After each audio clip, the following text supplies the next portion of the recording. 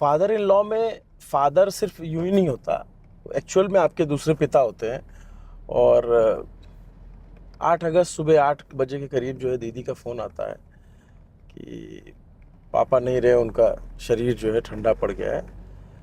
ससुर जी का देहांत हो चुका था। थोड़ी देर बाद पत्नी का फ़ोन आता है और वो जो कहती है कि तुम कभी किसी चीज़ में नहीं आते हो, हमेशा बाहर बाहर रहते हो, तो मेरे पापा के लिए तो आओगे ना। उसका ये सवाल कितना कठिन रहा होगा और मैं जवाब कितना मुश्किल से दे पा रहा हूँगा, इसकी मैं आपको नहीं बता सकता। मैं उस दिन फिर निकला रांची से पटना गया, क्योंकि डायरेक्ट फ़्लाइट नहीं थी। पटना से फिर मैं लखनऊ गया, लखनऊ से बाई रोड अयोध्या गया और फिर उनकी अंत्येष्टि हुई। और उसके बाद मैं ये अत्यंत नितांत निजी बातें हैं, मैं आपसे क्यों बता रहा हूँ, मुझे नहीं बताना चाहिए। लेकिन इन 2 दिनों में, मैं इस दौरान रांची में था, प्रोटेस्ट कवर कर रहा था, इन 2 दिनों में इतने अनर्गल प्रलाप किए गए और बहुत सारे हैं। मैं एक-एक करके सारे जवाब तो नहीं दे सकता, लेकिन जितना मुझे दिखा या जितना मुझे दोस्तों ने भेजा उतना भाई दिखता तो है ही सबको, ऐसा तो नहीं दिखता। 3-4 मेन बिंदु हैं, उस पे मैं जवाब दे देता हूँ। पहला बोला गया कि ये जो है इनको सरकारी खर्चे पे बुलाया गया है। किसी सरकार में भी इतना दम नहीं है कि सरकारी खर्चे पे बुला ले, ठीक है। और दूसरी बात कि कहा गया कि ये पतरातू के रिसॉर्ट में रुके थे, पर्यटन विभाग ने रुकवाया था। मैं हर जगह यहाँ पे जितने भी मैं प्राइवेट होटल में रुका हूँ, पतरातू के रिसॉर्ट में मैं 2 महीने पहले रुका था, जब पहली बार कवरेज करने आया था। और वो फ्री फॉर ऑल है, कोई भी आकर के उसको बुक कर सकता है। वो एक तरीके से पर्यटन विभाग का बनाया हुआ है कि लोग पर्यटन के लिए आते हैं तो आकर के बुक करके रहें। तो मैं भी था वहाँ पे वो पिछली बार, और कह रहे हैं कि इसको सरकार ने रुकवाया था पिछली बार। और अभी ये कह रहे हैं कि सरकार इनके उसको रिट्वीट कर रही है, जो हेमंत सोरेन सरकार है, और उस इंटरव्यू को, ठीक है। पिछली बार जब मैं रिपोर्ट करने आया था तो इसी जेएमएम की सरकार, इसी जेएमएम के हैंडल ने 3 बैक टू बैक ट्वीट किए थे हमारे खिलाफ कि पांडे जी बिक गए, भाजपा से करोड़ों का सौदा हुआ है। और मैंने तब कोई रिएक्ट नहीं किया था, क्योंकि मैं बार बार कहता हूं कि मैं किसी पॉलिटिकल पार्टी का विरोधी नहीं हूं। और मैं सौरभ और सुल्तान आपस में बात करते थे, तो मैंने कहा देखना यार, एक दिन आएगा यही जेएमएम का हैंडल जो है हमको इंटरव्यू करेंगे इनकी नेता का, और ये इसको ट्वीट और रिट्वीट कर रहे होंगे। तो ये बात हर पार्टी पे लागू होती है, सब पार्टियां ऐसे ही होंगी, क्योंकि आदत नहीं है इन लोगों को इस तरीके से सवाल सुनने का और झेलने का। अब वो अपने अपने पत्रकार हो गए हैं, तो हर दल में वही हाल है।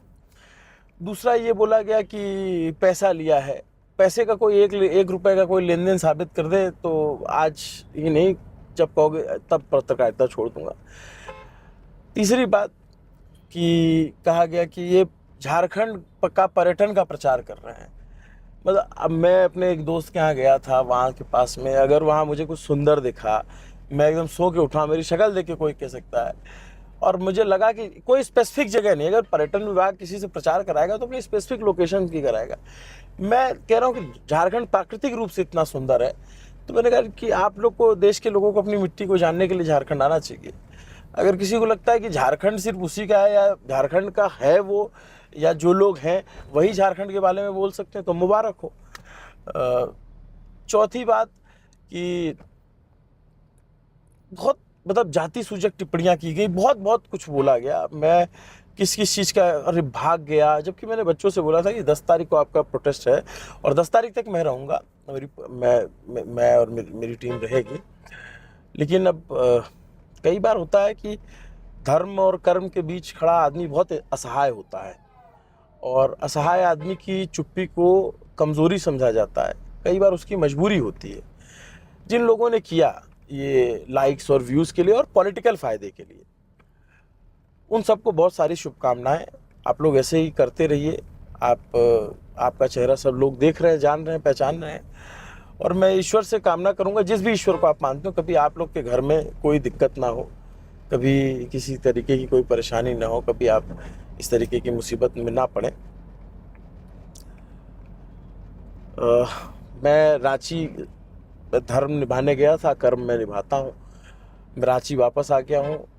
मैं अयोध्या से लखनऊ आया, लखनऊ से दिल्ली आया, देर रात फ्लाइट से पहुँचा, और उसके बाद देर रात पहुंचने के बाद फिर सुबह अर्ली मॉर्निंग की फ़्लाइट थी, तो आप जान सकते हैं नोएडा में अपने घर तो जा नहीं सकता।